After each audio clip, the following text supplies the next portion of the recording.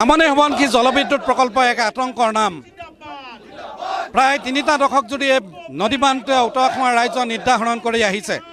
১০১ ভুল আৰু ত্ৰুটিৰ মাজেৰেই এই নামনি সোৱণশিৰি জলবিদ্যুৎ প্ৰকল্প বৃহৎ নদী বান্ধটো NSPC আজি তাৰিখত নিৰ্মাণ সম্পূৰ্ণ কৰিছে।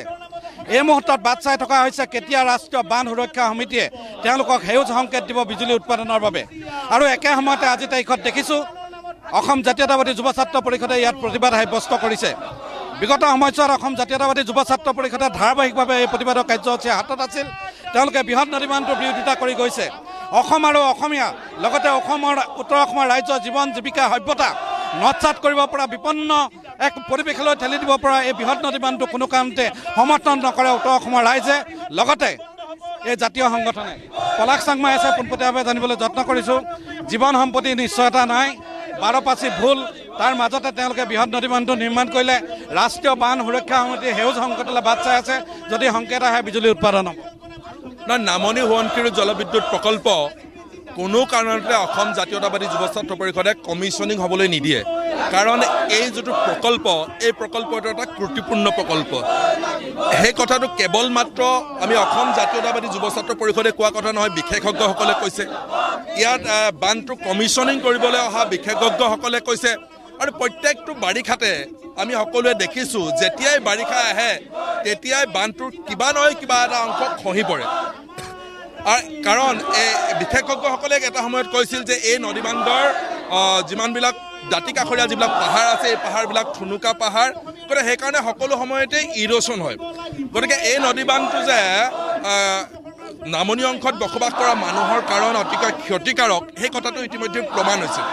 গতিকে অসম জাতীয়তাবাদী যুৱ ছাত্ৰ পৰিষদে কেৱল মাত্ৰ নামনি সোৱণশিৰি জলবিদ্যুৎ প্ৰকল্পই নহয়, উত্তৰ পূৰ্বাঞ্চলত যিমানবিলাক বৃহৎ নদীবান্ধ বনাবলৈ গৈ আছে এই নদীবান্ধ আমি বিৰোধিতা কৰিছোঁ। ইয়াত দিবাং ভেলী যিটো প্ৰকল্প, সেই প্ৰকল্পও আমি বিৰোধিতা কৰিছোঁ। কাৰণ 2880 মেগাৱাটৰ যিটো প্ৰকল্প নিৰ্মাণ, এতিয়া বান্ধটো আপুনি কেনেকৈ সুৰক্ষিত বুলি ক'ব? অলপতে যি এটা ঘটনা দেখিলোঁ, ডেমৰ স্পিলৱে খহি গুচি গৈছে, ভাঙি গুচি গৈছে। গতিকে ডেমৰ এটা অংশ যদি ভাঙি যায় সেই ডেমটো কিমান সুৰক্ষিত? সেইকাৰণে প্ৰত্যেকটো বান্ধতে প্ৰত্যেকটো বাৰিষাতে কিবা নহয় কিবা এটা অংশ NSPC খহি যায়, আৰু সেইকাৰণে সিহঁতি কমিশ্যনো কৰিব পৰা নাই। গতিকে এইটো এটা ত্ৰুটিপূৰ্ণ এটা বান্ধ কোনো কাৰণতে কমিশ্যন কৰিবলৈ দিয়া উচিত নহয়। যেতিয়ালৈকে নামনি অংশত বসবাস কৰা মানুহৰ জীৱন সম্পত্তি সুনিশ্চিত নহয়, গোটেই কথা বতৰাবিলাক যেতিয়ালৈকে ৰাজহুৱা নহয়। আৰু তাতকৈ ডাঙৰ কথা হ'ল কি, আমি এই বৃহৎ যিবিলাক নদীবান্ধ, এই নদীবান্ধবিলাক অসম অৰ্থনৈতিকভাৱে কোনো লাভৱান্বিত নহয়। কেৱল মাত্ৰ এইটো এটা কাষতে লাগি থকা এটা প্ৰকল্প হিচাপে, এফেক্টেড ষ্টেট হিচাপে ইয়াৰ পৰা আমি 1.25% বিদ্যুৎ বিনামূলীয়াকৈ পাম। আৰু যিমানবিলাক প্ৰকল্প নিৰ্মাণ কৰিবলৈ গৈ আছে 135টা প্ৰকল্প, সেই প্ৰকল্পৰ পৰা আমি এটকাও বিনামূলীয়াকৈ আমি বিদ্যুৎ নাপাওঁ। গতিকে 25 মেগাৱাট বিদ্যুৎ পাবৰ কাৰণে মাজুলী, ধেমাজি, লখিমপুৰ, কাজিৰঙা ৰাষ্ট্ৰীয় অভয়াৰণ্য, যোৰহাট পৰ্যন্ত আমি মানুহক পানীত হাঁহ নচৰা অৱস্থা হ'বলৈ দিব নোৱাৰোঁ। গতিকে এই নদীবান্ধটোৰ ত্ৰুটিপূৰ্ণ এটা নদীবান্ধ, এই নদীবান্ধৰ কাম অনতিবিলম্বে বন্ধ কৰিব লাগে। আপোনাৰ ওচৰলৈ আহিছোঁ যে বৃহৎ নদীবান্ধ হওক বিজুলী উৎপাদন কেন্দ্ৰবিলাকৰ পৰা অসমৰ কোনো ধৰণৰ প্ৰফিট হোৱা নাই, অসমৰ লাভ হোৱা নাই।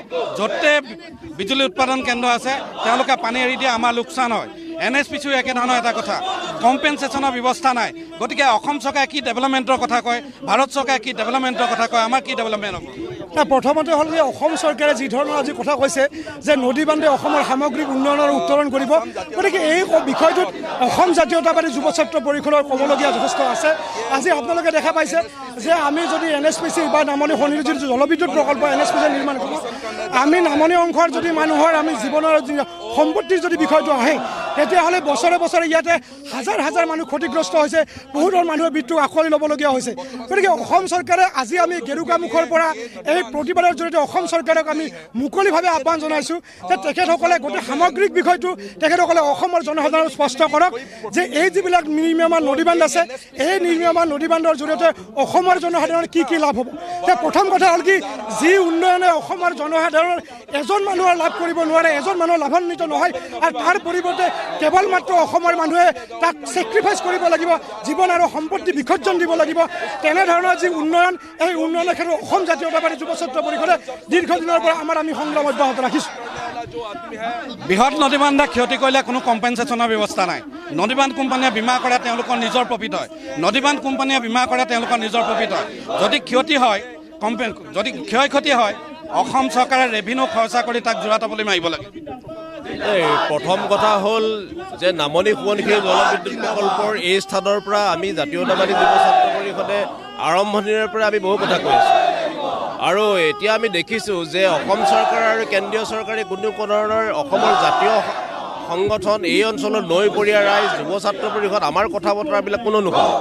এতিয়া কথা হ'ল যে বৃহৎ নদীবান্ধৰ এই নামনি সোৱণশিৰি জলবিদ্যুৎ প্ৰকল্প ইয়াত আপোনাৰ বৈজ্ঞানিকসকলে কৈছে যে ইয়াত আপোনাৰ এইটো কাৰণে কোনো কাৰণে ইয়াত স্থায়ী নহয়। গতিকে ইমানখিনি হৈ যোৱাৰ পাছতো এতিয়া হওঁ পৰ্যায়ত আমি জাতীয়তাবাদী যুৱ ছাত্ৰ পৰিষদে পুনৰ এই নামনি সোৱণশিৰি জলবিদ্যুৎ প্ৰকল্পৰ এই স্থলীলৈ আহি পেলাই অসম চৰকাৰক আৰু ভাৰত চৰকাৰক আমি আহ্বান জনাইছোঁ যে এই বান্ধৰ পৰা অসমৰ কোনো লাভ নহয়, আৰু এই বান্ধে নামনি অংশৰ ৰাইজক সম্ভৱে ক্ষতি কৰিব। গতিকে এই বান্ধ বন্ধ কৰিব লাগে, আৰু কেন্দ্ৰীয় চৰকাৰ আৰু কোম্পানীৰ যিখিনি চাল চলনা, এই চাল চলনা বন্ধ কৰিব। নামনি অংশৰ ৰাইজৰ লাভ হ'ব লাগিব, লাভ নোহোৱাকৈতো আপোনাৰ এই নদী বান্ধ নহয়।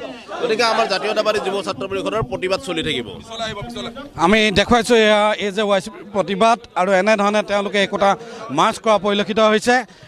নামনি সোৱণশিৰি জলবিদ্যুৎ প্ৰকল্পৰ যি প্ৰৱেশদ্বাৰ আছে তালৈকে তেওঁলোক আগবাঢ়িব। এক বৃহৎ সমদল আহি থকা দেখিবলৈ পোৱা গৈছে।